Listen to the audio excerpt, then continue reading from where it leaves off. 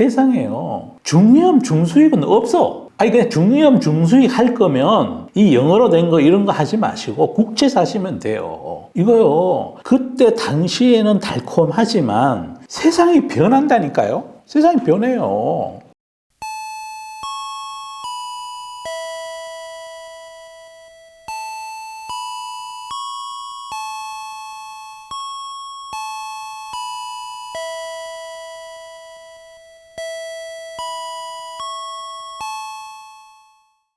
여러분 안녕하십니까, 서정입니다. 오늘도 영어로 된 거 하나 설명드리려고 왔습니다. 오늘은 리츠입니다. 리츠. 이게 또 뭐 리츠 그러니까 옛날 뭐 저기 미국에 유명한 배우 있었죠. 우리 어릴 때 뭐 리즈 테일러, 뭐 엘리자베스 테일러 그래죠. 엄청 그 당시에 난리던. 저는 이 리츠를 보면 자꾸 그분 생각이 자꾸 나. 왜 그런지 모르겠어. 리츠는 그냥 부동산 투자 신탁이에요. 뭐의 준말이냐면 리얼 에스테이트. 이건 부동산이라는 말이에요. 부동산을 영어로 리얼 에스테이트라고 그래요. 그 다음에 인베스트먼트 트러스트. 투자하는 신탁이다. 그러니까 부동산 펀드예요. 쉽게 얘기하면. 그런데 이게 또 한때 대한민국 증시가 박스피에 놀던 시절에 많은 기관 투자가 분들, 특히 우리 국민연금도 이거 많이 했었어요. 그러니까 하여튼 뭐든지 기회를 찾으려고 이제 노력한 끝에 뭘 하기 시작했냐면 대체 투자라는 거를 시작을 했어요. 그래서 대체 투자 본부 같은 걸 무지 많이 만들었고, 요즘 이제 대체 투자, 그 당시에 대체 투자 한 것들이 문제가 돼가지고 새마을금고도 부실에 지금 빠져 있는 거고, 그리고 보니까 뭐 이번에 보니까 또 그런 일 생기고 나면 반드시 또 그 일 주도했던 사람은 또 이렇게 막 기소당하고 막 이래. 그러니까 대체 투자, 이게 바람처럼 우리 증시를 휩쓸고 다녔어요. 그래서 돈 많은 분들은 이제 증권사나 은행에서 꼬시는 것이, 여기 뭐 저기 중위험 중수익에 ELS만 있는 게 아니고 미국의 그 무슨 빌딩 알죠? 뉴욕에 가면 나홀로 집에 거기 나왔던 무슨 호텔 보이시죠? 그럼 거기 센트럴파크 호텔, 아이고 공원 옆에 보면 이렇게 있어요. 맨하튼 50번가인가 뭐 하여튼 거기 호텔이 있고, 그것처럼 막 이제 뭐 이런 호텔을 우리가 사는 거예요 하면서 런던에 있는 뭐도 사고요, 독일에 있는 뭐도 사고, 또 우리나라에는 또 국내에는 쿠팡 봐서 아시죠? 물류센터 하면 대박 나요. 임대료 얼마 또박또박 받아드릴게요 이러면서. 그리고 그것뿐이 아니라 뭐 서울 도심에 있는 빌딩들도 리츠로 엄청나게 많이 그 투자를 권유했었어요. 그리고 증시 공모주 할 때도 이렇게 리츠를 공모하기도 많이 했었어요. 근데 제가 지난주에 스펙을 얘기할 때도 말씀을 드렸지만, 리츠는요, 그냥 부동산이에요. 부동산을, 어떤 단위 부동산을 매입을 해서 거기에서 세금 내고 임대료 받는 걸 가지고 수익자들에게 돌려주는 펀드라고요. 그런데 그걸 또 공모가보다 높게 막 질러대는 분도 있어요. 그 리트 부동산 펀드로 그냥 두지 않고 유동화시킨 거예요. 유동화시켜서 증시에 상장한 거. 그거를 리츠라고 그래요. 그래서 리츠 중에 이제 우리 공모하는 것들은 증시에 상장을 시킵니다. 상장을 시키는데, 그건 이론적으로는 그 해에 들어오는 배당 수익률, 해마다 주가가, 그러니까 은행 이자율하고 생각을 해서, 아니면 무위험 수익률인 3년 만기 국채 수익률, 혹은 은행 정기예금 3년 수익률, 그거하고 이 리츠에서 벌어들이는 임대 수익률, 그 임대 수익률에서 뭐 세금 내고 한 거하고 같게 움직이면 돼요. 수익률이 같게. 가격이 같게 오른다. 가령 어떤 리츠가 10,000원인데 원래 배당 수익이 3%가 났다. 그런데 은행에 10,000원 정기예금 하면 3% 준다. 그러면 요건 10,000원 이꼴로 있어야 되고, 그런데 얘가 원래 한 해에 배당 수익률이 6%가 나온다. 그러면 얘는 6%가 되도록 리츠 주가가 올라가면 되는 거겠죠. 이제 그런 거예요. 그래서 리츠는 쉽게 얘기해서 부동산 산 거다. 이렇게 보시면 돼요. 그런데 몇 가지 주의, 지금부터 하신 말씀 잘 들으셔야 돼요. 우선 부동산은요, 장외 거래잖아요. 그죠? 증시처럼 접속 거래가 아니에요. 그래서 중개하는 사람을 끼거나 혹은 자기들끼리 만나서 서로 가격을 흥정해서 주고받는 거예요. 그럼 그게 적정하다는 게 여러분은 투자하신 여러분은 모르는 거야. 그 이면에 무슨 얘기가 오고 가는지도 몰라. 그래서 얼마 전에는 어떤 부동산 전문으로 하는 운용사에서 요 빌딩을 사주는 대가로 커미션을 어떻게 받았냐.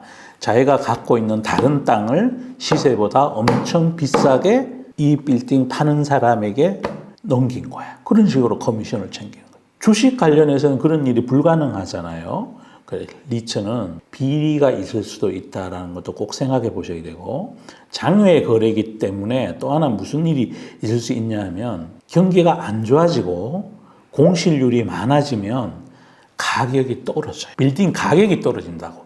임대 수익률이 문제가 아니고 빌딩 가격 자체가 떨어지는 거야. 그래서 지금 뉴욕에도 빌딩 공실률 높아진다 그러잖아요. 런던, 독일 뭐 다 이런 데 마찬가지예요. 그런데 왜 그럴까요? 이게 문화의 변화, 기술의 변화 때문에 그런 거지. 재택근무가 확산되고 집에서 일하면 되지 내가 굳이 뭐 사무실 가서 안 할래 이렇게 돼버리는 거예요. 그러면 도심에 있는 빌딩이 공실률이 높아지는 거죠. 그러면 장사가 안 돼. 장사가 안 되면 임대 수익만 줄어드는 게 아니라 가령 3% 임대 수익을 받는데 절반이 공실이 됐다. 그러면 여전히 3%가 되려면 그 빌딩 가격은 절반으로 떨어져야 3%가 되는 거지. 이때 이자율이 만약에 똑같이 3%라면 근데 새로 빌딩을 사려는 사람이 공실률이 절반인 상태에서 이 빌딩을 사서 3%의 이자를 수익률을 내려면 국채 사는 것보다 이거 사는 게 합리적이라고 판단이 되려면 빌딩 가격이 절반으로 떨어져야 된다는 거죠. 일드상, 수익률상. 그렇게 되면 공실률이 많아지면요. 빌딩 가격은 저절로 떨어져야 돼요. 조심하셔야 돼요. 그리고 또 있어요. 최근에 뉴스에 보면 이런 거 나오죠. 어떤 증권회사들 제가 일일이 열거 안 드려요. 그런 회사들 또 국민연금도 있어. 뭐 하여튼 그 당시에 붐처럼 각 증권사나 자산운용사의 대체투자본부 이런 게 막 우후죽순처럼 생길 때 있거든요. 많이 샀지 뭐. 많이 샀어. 많이 샀는데 지금 공실 나고 그러니까 빌딩 값이 뭐 어떤 거는 50% 되고 어떤 건 40% 되고 어떤 거는 뭐 전액 손실 낸다고 그 이웃을 지금 많이 쳐다보고 있는 거잖아요. 위험해요. 진짜 위험한 거예요. 장외 거래이기 때문에 더더욱 위험한 거라는 거예요. 세상에요. 중위험 중수익은 없어. 아니 그냥 중위험 중수익 할 거면 이 영어로 된 거 이런 거 하지 마시고 국채 사시면 돼요. 이거요. 그때 당시에는 달콤하지만 세상이 변한다니까요. 세상이 변해요.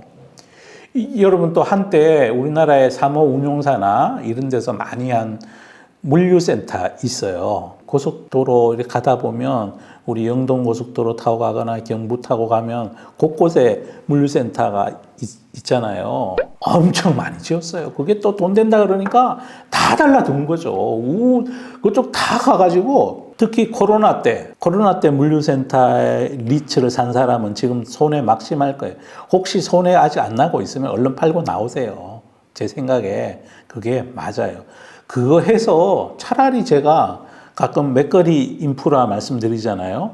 얘는 인프라니까 빌딩 가격이 아니잖아. 얘는 그냥 터널이고 고속도로라고요.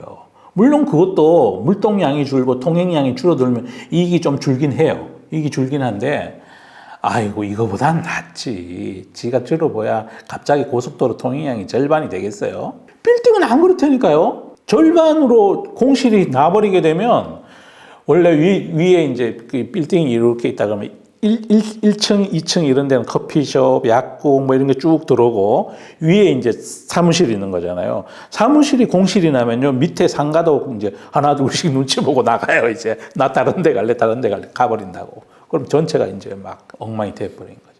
조심하셔야 돼요. 그래서 오늘 부동산 리츠를 여기 보면 이제 다른 뉴스 한번 보여드릴게요. 그러니까 얘는 또 유동성도 엄청 리스크가 있어요. 장외래니까요. 장외 거래라고요. 막상 공실이 나면요. 살려는 작자가 잘 안 나타나. 팔고 싶을 때 팔리지가 않는다고. 그리고 또 파는 사람은 이왕이면 비싸게 받으려고 그러는데 가령 공실이 절반인 어떤 빌딩을 사려는 사람은 그 돈으로 차라리 국채 사겠다 이러면서 안 산단 말이죠.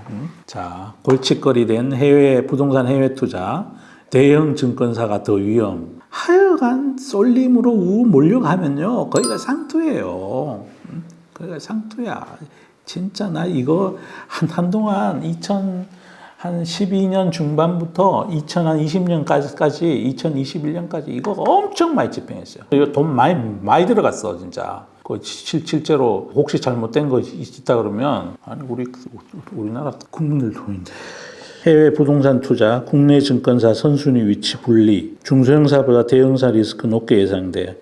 미국 오피스 공식률, 금리 변동성 등 우려 요인 존재. 자, 볼게요. 증권사의 해외 부동산 투자 부실 우려가 구체화되고 있다. 증권사만 이런 게 아니라니까요. 그럼 증권사들이 투자할 때 자기 자본 갖고 하는 게 아니라 다 자기 자본도 일부 들어가고 손님 돈도 들어가는 거예요. 그 손님에 해당하는 사람이 어떤 거는 진짜 새마을금고일 수도 있고 어떤 거는 우리 고객분들일 수도 있고 중소형사보다 대형사 위험도가 높게 평가된 가운데 해외 상업용 부동산 가격 하락이 당분간 이어질 걸로 보여 리스크 요인이 확대될 전망이다. 8일 유안타증권은 해외 대체 부실에 따라 자기 자본 대비 해외 부동산 투자 비중이 높은 대형사의 실적 리스크가 커질 거라고 얘기했다. 이 연구원은 선순위 채권자들의 자금 회수를 촉발하게 한 해외 상업용 부동산 가격 하락이 한동안 이어질 전망이라면서 증권사만 문제가 되는 게 아니에요. 여기에 많은 자산 운용사들, 부동산 전문 자산 운용사들도 있고 그래요. 그 다음에 우리 연기금들, 그 다음 국내 기관 투자가들 있어요. 자, 대체 투자가 집중된 미국과 유럽 등 선진국에서는 미국, 유럽, 호주도 있어. 국내 증권사들이 주로 중순위, 후순위 채권을 매수한 상황이기 때문에 이 당시에 제가 운용사 대표하고 있었는데 걸핏하면 브로커가 와가지고 여기 끝내주는 거 있다고 막 그랬어요. 진짜 와, 저는 이 유동성도 리스크로 생각하기 때문에 저는 웬만하면 안 하자주의. 차라리 주식하는 게 유동성 리스크는 없어. 선순위 위치에 비해 절대적으로 불리하다. 만약 국내 증권사보다 선순위 채권자가 자금 회수 절차에 돌입할 경우 속수무책으로 손실을 아까 제가 얘기했던 거잖아요. 그것도 이제 우리가 만약에 중순위거나 후순위면 선순위는 예를 들어 100억짜리 빌딩을 자기는 30억밖에 투자 안 했어. 그러면 50억에 팔아도 돈이 남잖아. 그 나머지는 어떻게 해? 다 잃는 거지 뭐. 응? 이는 중소증권사들이 국내 PF에서 불리한 위치를 차지하는 것 마찬가지로 대형 증권사가 해외 투자에 글로벌로 가면 우린 조그만한 거니까 해외에서 큰 딜이 있다 그러면 뭐 JP 모건이나 크레딧 스위스 이런 애들이 선순위 다 갖고 가고 우리는 그 뒤에 후순위 붙어서 가는 거예요. 그래도 와갖고 어디 투자자들한테 얘기할 때는 야 우리가 말이야 JP 모건하고 같이 뭘 공동으로 인수한다고 그러는 거지 뭐. 저는 사람을 만날 때도 자기 얘기 안 하고 내 아는 사람이 막 어디 유명하고 막 그런 사람이라 그러면 난 싫어. 요 위에 거는 현상을 설명하는 거예요. 그 다음에 요 밑에가 우선적으로 코로나 이후 주요 선진국 하이브리드 근무 환경, 재택근무 그거 봐요. 나 이거 기사 안 보고 내가 아까 이거 환경이 달라졌다니까요. 응? 기업들이 임차 수요가 감소하고 있다는 문제다. 전체 해외 부동산 익스포저의 48%가 미국이고 영국을 포함한 유럽 비중이 33%다. 한신평은 미국의 오피스 공실률이 2019년 12월 말 13.4에서 올해 6월 말 20.6%까지 상승했다. 이 전체니까요. 그리고 도심 핵심 지역 월가나 거기 맨하튼 23번가 5번가 아마 어디입니까? 거기 센트럴 파트 공원 거기까지는 괜찮을지 몰라.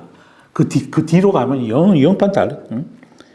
이러한 상황에서 부동산 가치 하락에 처한 금리 변동 어쩌고 부동산 위험이 크게 만기가 들어온 일부 물량에서 손실이 발생할 거로 만기가 들어오지 않더라도 하반기 부동산 공정가치 평가에서 시세가 반영될 걸로 내다봤다.